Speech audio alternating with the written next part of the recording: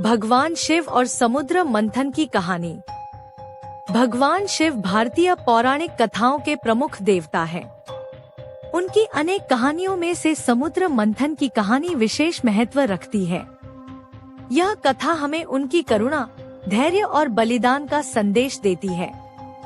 पुराणों के अनुसार एक बार देवताओं और असुरों ने अमृत प्राप्त करने के लिए समुद्र मंथन का निर्णय लिया।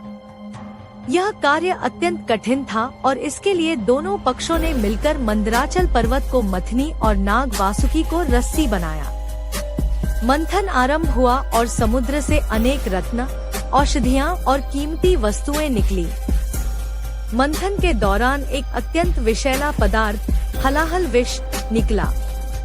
यह विष इतना घातक था कि उसकी तीव्रता से तीनों लोग संकट में पड़ गए। विष की गंध और प्रभाव से सभी देवता और असुर परेशान हो गए। तब सभी ने भगवान शिव से सहायता की प्रार्थना की।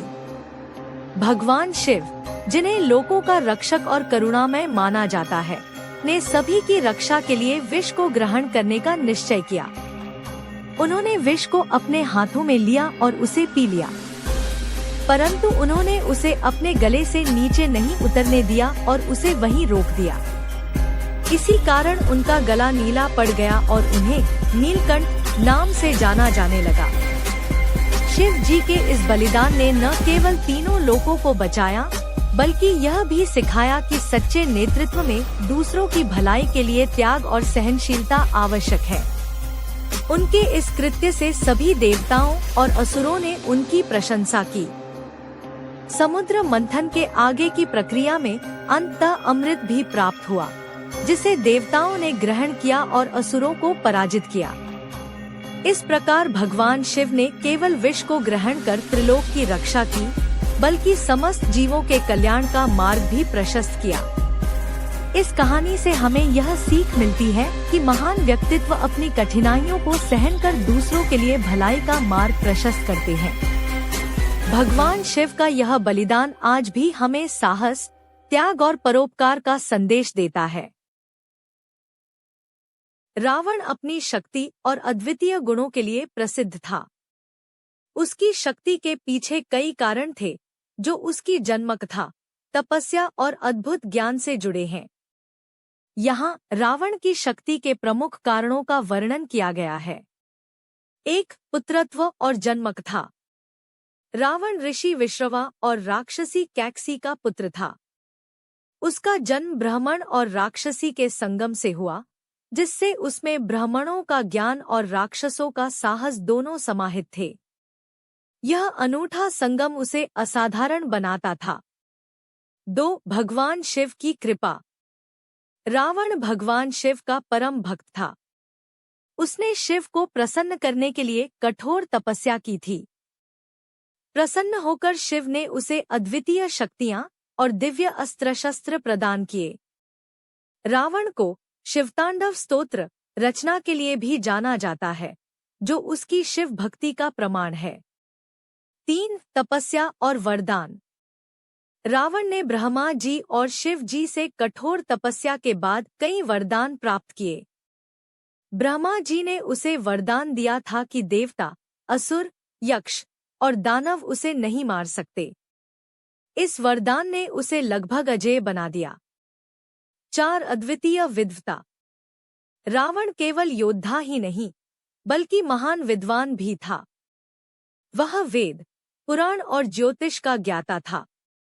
उसे दशानन कहा जाता है, जिसका अर्थ है 10 सिर वाला, जो उसके अद्वितीय ज्ञान और बुद्धिमत्ता का प्रतीक है। 5. दिव्य अस्त्र और शस्त्र। रावण के पास कई दिव्य अस्त्र थे, जैसे पुष्पक विमान, जो उसने कुबेर से छीना था। उसकी सेना और उसके स्वयं के युद्ध कौशल ने उसे एक अजेय योद्धा बनाया। 6. बलशाली और साहसी स्वभाव। रावण ने अपनी शक्ति से देवताओं और गंधर्वों तक को परास्त किया था। उसने इंद्र को भी पराजित किया और कई लोगों पर अपना अधिकार जमाया। 7. भौतिक और दैवीय शक्तियों का संतुलन। रावण ने अपनी शक्ति को केवल युद्ध तक सीमित नहीं रखा। उसने लंका को स्वर्ण नगरी के रूप में बसाया, जो उसकी वास्तुकला और संगठनात्मक क्षमता को दर्शाता है। 8 अपार बल और 10 सिर। उसके 10 सिर केवल प्रतीकात्मक नहीं थे, वे उसके विशाल ज्ञान, साहस और शक्ति का प्रतीक थे। कहा जाता है कि उसके 10 सिर में विभिन्न शास्त्रों और विद्याओं का ज्ञान समाहित था। निष्कर्ष: रावण की शक्ति उसकी तपस्या, विद्वता और शिव भक्ति से उत्पन्न हुई थी। हालांकि उसके अहंकार और अधर्म के कारण उसकी विनाशकारी प्रवृत्ति ने उसे अंततः पतन की ओर धकेल दिया। रावण का चरित्र यह सिखाता है कि शक्ति का सही उपयोग ही व्यक्ति को महान बनाता है। विक्रम और बेताल की कहानी। राजा विक्रमादित्य के अद्भुत साहस, न्यायप्रियता और बुद्धिमानी की कहानियां बहुत प्रसिद्ध हैं।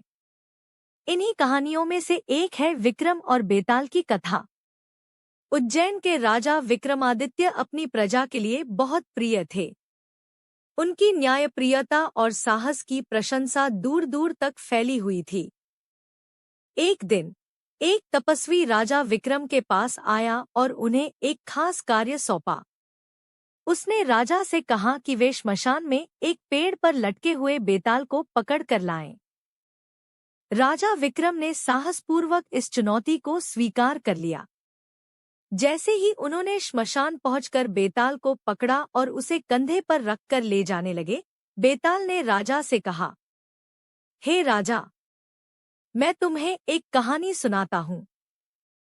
अगर तुमने कहानी सुनने के बाद उत्तर दिया तो मैं वापस पेड़ पर चला जाऊंगा, और यदि तुमने उत्तर नहीं दिया तो तुम्हारे सिर के टुकड़े हो जाएंगे। बेताल की कहानी। हर बार बेताल राजा को एक नई कहानी सुनाता था। उदाहरण के लिए, एक बार उसने यह कहानी सुनाई। 3 राजकुमार और राजकुमारी। एक राज्य की सुंदर राजकुमारी के 3 राजकुमारों ने उससे विवाह करने की इच्छा जताई। सभी राजकुमार योग्य और सुंदर थे। एक दिन राजकुमारी मर गई। तीनों राजकुमार उसके शव के पास बैठकर दुखी होने लगे। पहले राजकुमार ने तपस्या की और राजकुमारी को फिर से जीवित करने का मंत्र प्राप्त कर लिया। दूसरे राजकुमार ने एक ऐसा ताबीज प्राप्त किया जिससे राजकुमारी के शरीर को सुरक्षित रखा जा सके। तीसरे राजकुमार ने अपने साहस से उस जगह को ढूंढा जहां से मंत्र काम करता था। अब सवाल यह है कि राजकुमारी से विवाह करने का सबसे बड़ा अधिकारी कौन है? विक्रम का उत्तर। राजा विक्रम ने उत्तर दिया, पहला राजकुमार जिसने मंत्र प्राप्त किया वह केवल साधन का काम करता है। दूसरा राजकुमार जो शरीर की रक्षा करता है वह सेवक के समान है। लेकिन तीसरा राजकुमार जिसने साहस और प्रयास से सफलता प्राप्त की वही सबसे योग्य है। जैसे ही राजा ने उत्तर दिया, बेताल हंसकर वापस पेड़ पर चला गया। ऐसी ही कई कहानियां। हर बार बेताल नई कहानी सुनाता और राजा विक्रम अपनी बुद्धिमत्ता से उत्तर देते। अंत में राजा विक्रम की धैर्य, साहस और बुद्धिमत्ता से प्रसन्न होकर बेताल ने उन्हें वरदान दिया। महाभारत में कई शक्तिशाली योद्धाओं का उल्लेख मिलता है, लेकिन सबसे शक्तिशाली योद्धा का निर्धारण करना कठिन है क्योंकि यह परिस्थितियों और दृष्टिकोण पर निर्भर करता है। फिर भी यहाँ कुछ प्रमुख योद्धाओं का वर्णन किया गया है जिन्हें उनकी अद्वितीय शक्तियों और कौशल के लिए जाना जाता है।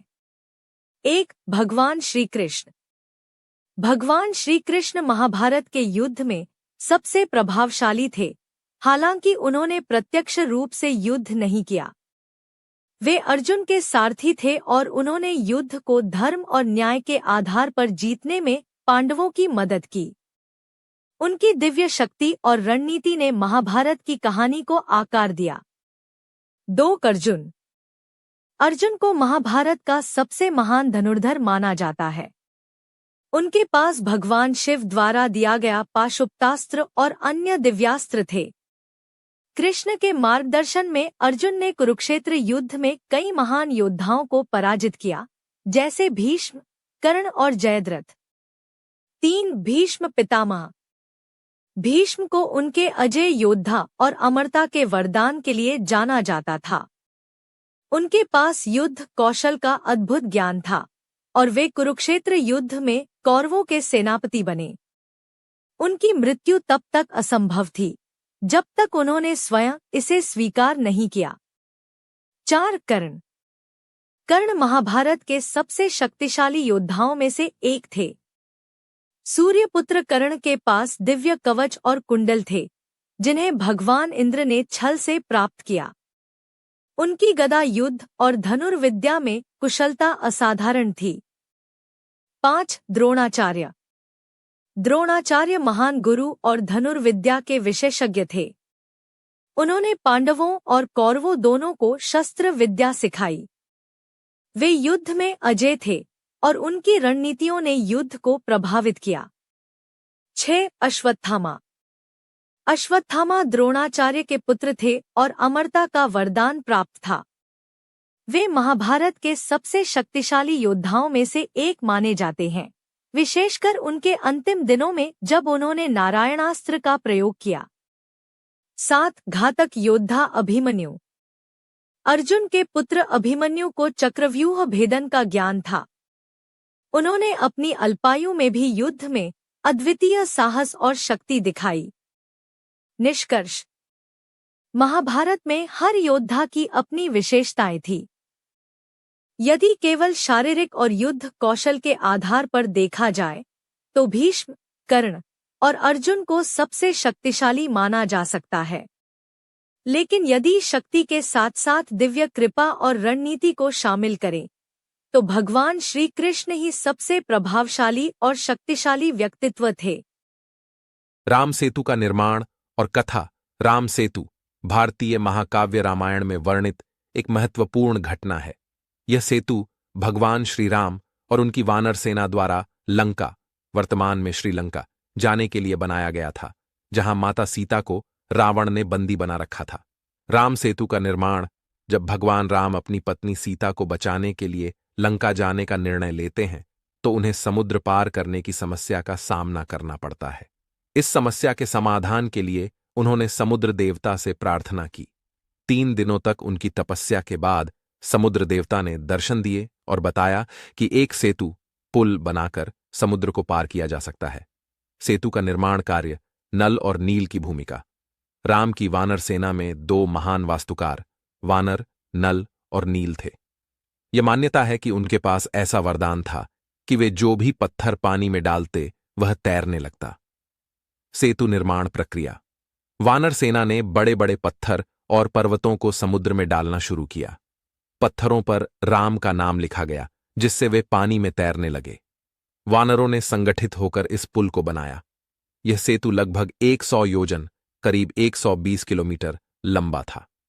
राम सेतु की महत्ता। राम सेतु न केवल एक भौतिक पुल था, बल्कि यह भगवान राम की भक्ति, धैर्य और संगठन की शक्ति का प्रतीक भी है। इस पुल के माध्यम से भगवान राम ने अपनी सेना को लंका तक पहुंचाया और रावण का वध कर धर्म की स्थापना की। कर्ण महाभारत के सबसे अद्भुत और वीर योद्धाओं में से एक थे।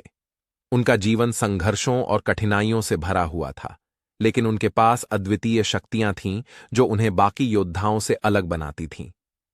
कर्ण की शक्ति के पीछे कुछ खास कारण और रहस्य छिपे थे, जो इस प्रकार हैं। 1. सूर्य पुत्र होना। कर्ण भगवान सूर्य के पुत्र थे और इसी वजह से उन्हें सूर्य के समान तेज और साहस प्राप्त था। सूर्य देव का वरदान होने के कारण कर्ण में अद्भुत शक्ति और ऊर्जा थी। सूर्य की कृपा से उन्हें बहुत बल और धैर्य प्राप्त था, जो उनकी लड़ाई में उन्हें अद्वितीय बनाता था। 2. दिव्य कवच और कुंडल। कर्ण जन्म से ही दिव्य कवच और कुंडल पहनकर पैदा हुए थे। ये कवच और कुंडल उन्हें अमृतत्व प्रदान करते थे और किसी भी अस्त्र शस्त्र से उनका शरीर आहत नहीं हो सकता था। यह कवच और कुंडल उन्हें भगवान सूर्य की देन थे और इस वजह से उनका शरीर अभेद्य था। इंद्र ने छल से कर्ण से ये कवच कुंडल मांगे थे ताकि अर्जुन को युद्ध में लाभ हो सके, लेकिन कर्ण ने दानवीरता दिखाते हुए उन्हें दे दिए। 3. परशुराम से विद्या प्राप्ति। कर्ण ने परशुराम से युद्ध कला की शिक्षा प्राप्त की थी। परशुराम, जो कि विष्णु के अवतार माने जाते हैं और महान योद्धा थे, उनसे सभी दिव्यास्त्र और शस्त्र विद्या प्राप्त करना किसी भी योद्धा के लिए बहुत बड़ी बात थी। कर्ण ने अपनी पहचान छुपाकर उनसे ये विद्या सीखी थी, जो उन्हें महाबली योद्धा बनने में सहायक रही। 4. अद्भुत संयम और सहनशीलता।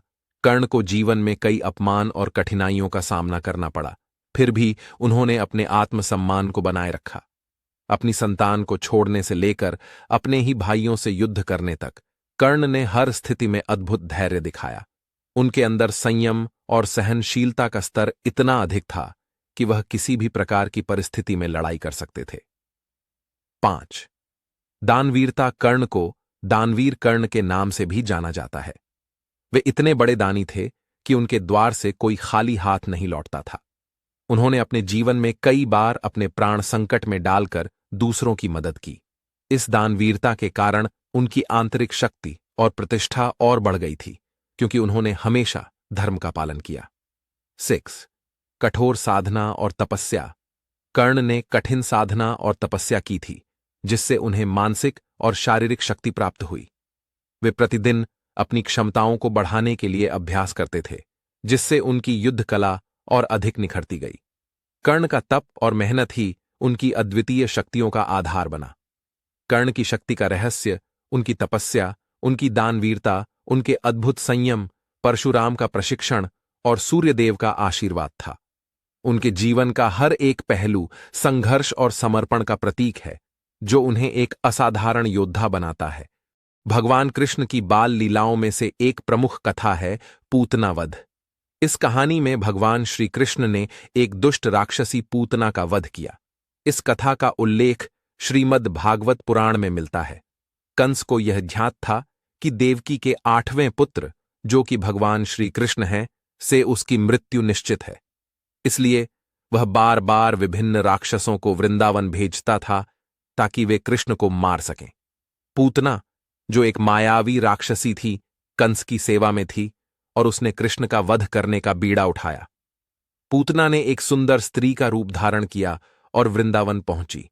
उसकी योजना थी कि वह बालक कृष्ण को विष भरे स्तनपान से मार डाले। उसकी सुंदरता और मोहक रूप को देखकर किसी ने उस पर संदेह नहीं किया और उसने यशोदा मां से कृष्ण को अपने पास ले लिया। पूतना ने अपने स्तनों में विष लगाया और भगवान कृष्ण को स्तनपान कराने लगी।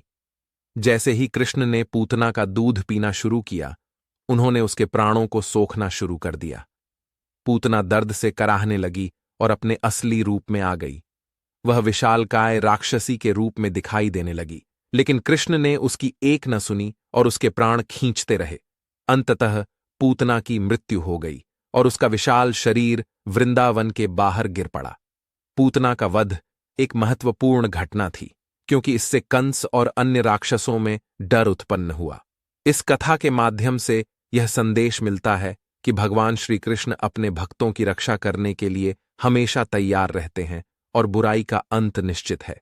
बुद्ध के उपदेशों में क्रोध पर नियंत्रण पाने के लिए कुछ महत्वपूर्ण शिक्षाएं मिलती हैं।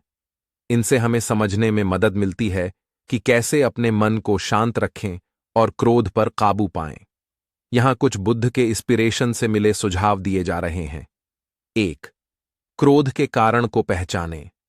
बुद्ध ने कहा है कि हमें अपने क्रोध का कारण समझने की कोशिश करनी चाहिए। जब हम यह समझने लगते हैं कि कौन सी परिस्थिति या बात हमें क्रोधित कर रही है, तो उस पर काबू पाना आसान हो जाता है। क्रोध का कारण जानने से हम खुद को बेहतर ढंग से संभाल सकते हैं। 2. ध्यान, मेडिटेशन करें। बुद्ध के अनुसार ध्यान क्रोध और अन्य नकारात्मक भावनाओं पर काबू पाने का सबसे प्रभावी तरीका है।